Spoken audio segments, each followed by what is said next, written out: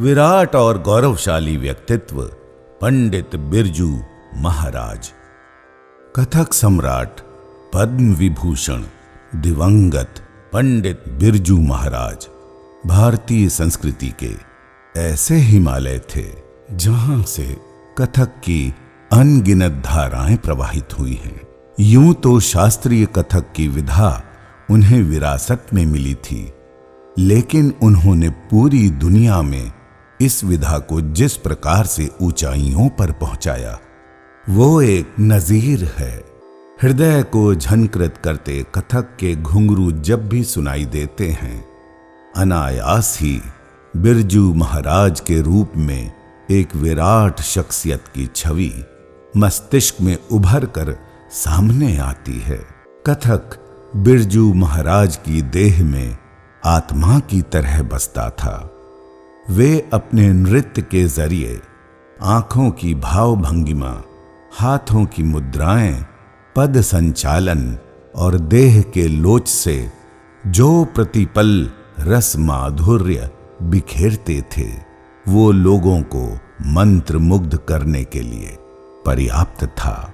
कथक सम्राट बिरजू महाराज को तालवाद्यों की विशिष्ट अंतः प्रेरणा की बहुत अच्छी समझ थी। तबला, पखावज, ढोलक, नाल और तार वाले वाद्यों का भी उन्हें गहरा ज्ञान था। देश विदेश में हजारों नृत्य प्रस्तुतियां देने वाले पंडित बिरजू महाराज के भीतर प्रतिभा का महासागर था। वो बहुत अच्छे गायक, कवि व चित्रकार भी थे। बिरजू महाराज ने कथक को आम आदमी से जोड़ा। उनकी गीत गोविंद, मालती माधव कथा रघुनाथ की, कुमार संभव लय परिक्रमा, नायकी आदि अनेक नृत्य नाटिकाओं और संरचनाएं कला और साहित्य को गहरे अर्थों में व्यक्त करती थी। पंडित बिरजू महाराज का ताल्लुक लखनऊ से था, पर बनारस उनके दिल में बसता था। वे कहते थे, बनारस में एक रस है और हम सब के भीतर एक बनारस है। पंडित बिरजू महाराज ने कथक को एक नई पहचान और गति दी है। 4 फरवरी 1938 को लखनऊ के कालका बिंदादीन घराने में जन्मे बिरजू महाराज के पिता पंडित जगन्नाथ महाराज थे, जो अच्छन महाराज के नाम से जाने जाते थे। चाचा शंभू महाराज का नाम देश के प्रसिद्ध कलाकारों में से है। बिरजू महाराज का नाम पहले ब्रजमोहन नाथ मिश्रा था। अच्छन महाराज की गोद में महज 3 साल की उम्र में ही बिरजू की प्रतिभा दिखने लगी थी, जिसे देखते हुए पिता ने बचपन से ही अपने यशस्वी पुत्र को कला की दीक्षा दी। बिरजू महाराज जब 9 साल के थे तभी उनके पिता का निधन हो गया। उनके चाचाओं, सुप्रसिद्ध आचार्यों शंभू और लच्छू महाराज ने उन्हें प्रशिक्षित किया और कथक साधना के सहारे ही बिरजू महाराज को वैभव की प्राप्ति हुई। 1998 में अवकाश ग्रहण करने से पूर्व पंडित बिरजू महाराज ने संगीत भारती भारतीय कला केंद्र में अध्यापन किया व दिल्ली के कथक केंद्र प्रभारी भी रहे। सत्यजीत राय की फिल्म शतरंज के खिलाड़ी के लिए भी इन्होंने उच्च कोटि की नृत्य रचनाएं की।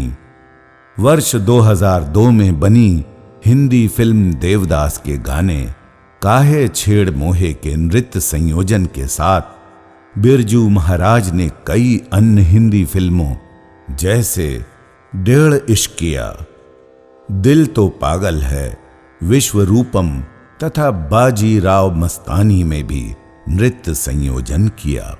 बिरजू महाराज को भारत सरकार द्वारा देश के दूसरे सर्वोच्च नागरिक सम्मान पद्म विभूषण से साल 1986 में सम्मानित किया गया। साथ ही वे कालिदास सम्मान समेत अनेक पुरस्कारों से अलंकृत हुए, जिनमें संगीत नाटक अकादमी व मध्य प्रदेश सरकार का Kalidas Samman, Soviet Land Nehru award, SNA award, Sangam Kala award प्रमुख रूप से शामिल हैं। वहीं नेहरू फेलोशिप के अलावा 2 डॉक्टरेट की मानद उपाधियां बनारस हिंदू विश्वविद्यालय और खेरागढ़ विश्वविद्यालय से इन्हें प्राप्त हुईं। इनका समर्पण, अभ्यास व दक्षता करिश्माई थी, इसीलिए इन्हें भारत के महानतम कलाकारों में शुमार किया गया। कहते हैं विधि के लिखे को कोई नहीं मिटा सकता। 17 जनवरी 2022 को कथक सम्राट बिरजू महाराज देह त्याग कर गोलोकवासी हो गए। उनकी रोशनी में पनपने वाले नृत्य साधकों की आज भी एक लंबी कतार है। ये कतार सदियों तक उनके नाम को शाश्वत रखेगी। श्रद्धेय बिरजू महाराज की परम शिष्या काजल शर्मा अपना सौभाग्य मानती हैं कि उन्हें एक आदर्श गुरु के रूप में महान कलाकार और अद्भुत व्यक्तित्व का सानिध्य मिला। जब वे 7 साल की थीं, तभी से उनसे प्रेरित हुईं और शिक्षा ग्रहण करने लगीं। भारत में रहकर सभी प्रांतों व 32 देशों में कथक के माध्यम से अपने गुरु पंडित बिरजू महाराज का यश पहुंचाया। पिछले 29 वर्षों से इंग्लैंड में हैं। वे जब भी गुरु महाराज के बारे में सोच विचार करती थीं, तो वे उनके सपने में आ जाते थे। जब महाराज श्री का देवलोक में गमन हुआ, तब भी महाराज जी काजल जी के सपने में आए। वो रियाज कर रहे थे और उन्होंने काजल जी के सिर पर हाथ रखकर आशीर्वाद दिया और फिर एक परछाई की तरह गायब हो गए। वे हमेशा कहते थे कि काजल, तेरे साथ मेरा रिश्ता पिछले जन्म का है। वे अपने शिष्यों से अक्सर कहा करते थे कि काजल शर्मा जैसे बनो, उनकी तरह मेहनत करो और यशस्वी बनो। वो मेरे शिष्यों में मिसाल है। काजल शर्मा इंग्लैंड में वहां की नई पीढ़ी को कथक के माध्यम से भारतीय संस्कृति और सभ्यता के गुर सिखा रही हैं। 19 फरवरी 2022 को Vedic organisation for Indian culture and education Manchester के अर्पण कार्यक्रम के द्वारा परम पूज्य स्वर्गीय पद्म विभूषण पंडित बिरजू महाराज जी को श्रद्धांजलि दी गई। इस कार्यक्रम में इंग्लैंड से कथक गुरु व बिरजू महाराज की परम शिष्या काजल शर्मा जी, उनके शिष्य व सहकलाकार मुख्य रूप से शामिल हुए। अंत में हमें किसी कवि की यह पंक्तियां याद आ रही हैं। कोई शख्स दिलों में हमारे यूं घर कर जाता है, मर कर भी जीवन को अपने अमर कर जाता है।